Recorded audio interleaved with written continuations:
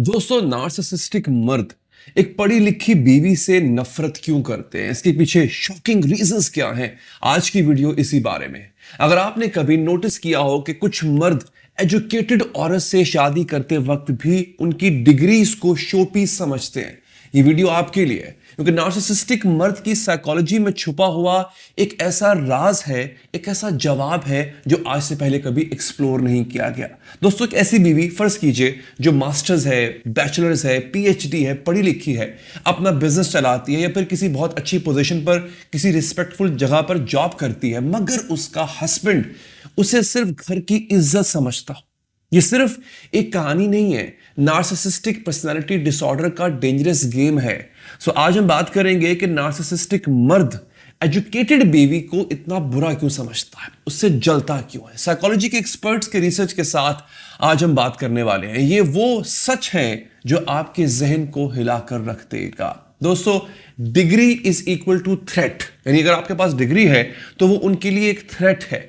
Narcissist का ये mindset होता है और हार्वर्ड यूनिवर्सिटी की स्टडी के मुताबिक 68% नार्सिसिस्टिक मर्द अपनी एजुकेटेड वाइफ्स को अपना कंपटीशन, डायरेक्ट कंपटीशन समझते हैं।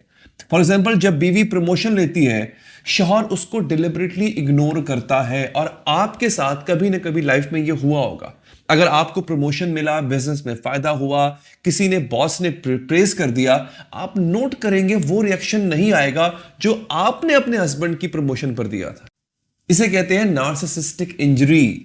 उनका फॉल्स ईगो यहां से हर्ट होता है। नंबर 2 पे वो आता है एक्सप्लोरेशन, यानी 4 ऐसे साइकोलॉजिकल रीजंस हैं जिनकी वजह से ऐसा होता है। ऐसा वो क्यों करते हैं, उसके 4 रीजंस बताने जा रहा हूं आज आपको।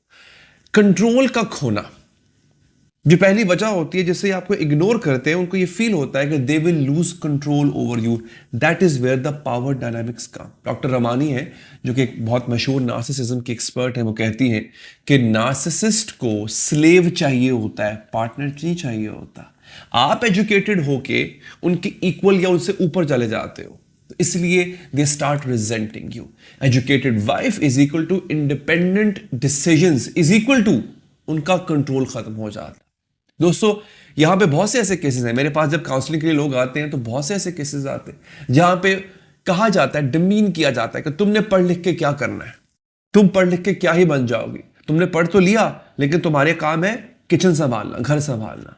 नंबर बी, इनसिक्योरिटी का बोझ आता है उनमें, स्मॉल ईगो सिंड्रोम कहते हैं इसे। दोस्तों, होता यह है कि नार्सिसिस्ट का जो फॉल्स सेल्फ है उनका अपना, वो एजुकेटेड वाइफ के सामने एक्सपोज हो जाता है, क्योंकि उन्होंने तो एक डॉगमा क्रिएट किया होता है ना, एक फॉल्स पर्सनैलिटी क्रिएट की होती है। आम आदमी जज नहीं कर सकता उसको, लेकिन एक एजुकेटेड बीवी जज कर लेती है। बीवी के कॉलीग्स से कंपेयर करते हैं उसको, फिर आपको नीचे गिराने के लिए करेंगे क्या, आपकी उस सक्सेस को या आपकी उस अचीवमेंट को डिमिनिश करने की कोशिश करेंगे। हाँ ठीक है, तुम तो बहुत अच्छा काम कर रही हो, पर तुम्हारी कॉलीग भी तो है, वो बहुत कमाल काम कर रही है। इस तरह का टॉक्सिक बिहेवियर वो आपके सामने रखेंगे। सोसाइटी के सामने शर्मिंदगी की बात करेंगे। सोशल मास्क एक बहुत बड़ा होता है ये। वो ये कि उनको लगता है कि उनका पब्लिक इमेज खराब हो जाएगा, उनका ऑब्सेशन होता है, लोग क्या कहेंगे अगर उनको पता चल गया कि बीवी हस्बैंड से ज्यादा कमाती है। ये वाला माइंडसेट होता है, और आपने सुना होगा, आई एम श्योर आपके सामने कभी ना कभी जिंदगी में आया होगा।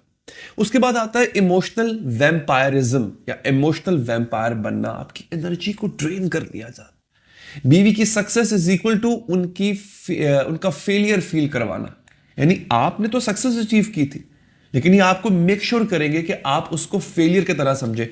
ठीक है, तुमने ऑफिस में तो प्रमोशन हासिल कर ली, बट एज अ बीवी तुम कामयाब नहीं हो सके।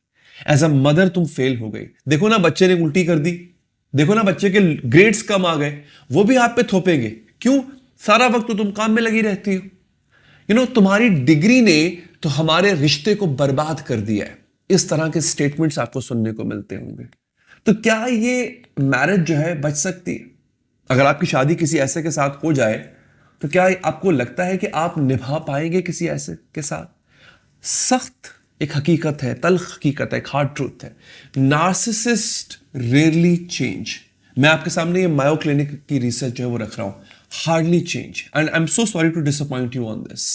दोस्तों, होता यह है कि आपको यहां पे अब फर्म बाउंड्रीज सेट करनी होती है। जब तक आप वीक रहेंगे कुछ नहीं होगा। For example grey rock method है, इसका इस्तेमाल कीजिए।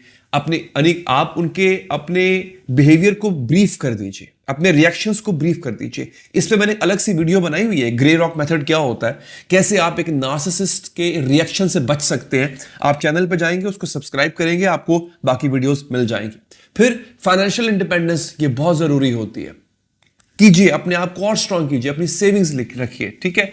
थेरेपी लीजिए, लेकिन याद रखिएगा नार्सिसिस्ट खुद कभी नहीं जाएगा थेरेपी या कोचिंग सेशंस में, लेकिन अगर आप जाना चाहो तो लाजमी जाइए।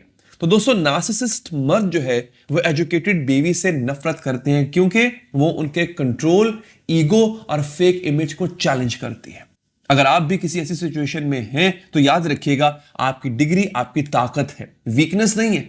कभी भी किसी के ईगो को अपने ड्रीम से बड़ा नहीं समझना है आपने। तो दोस्तों, अगर आपको ये वीडियो पसंद आई है, चैनल को सब्सक्राइब कीजिए। मैं अली हैदर हूं, एक रिलेशनशिप कोच। अगर आपको लगता है कि आपको मदद की जरूरत है, आपको किसी से बात करने की जरूरत है, डिस्क्रिप्शन में डिटेल्स मौजूद हैं, आप जाके कांटेक्ट कर सकते हैं। अपना ख्याल रखिए, टेक केयर, बाय बाय।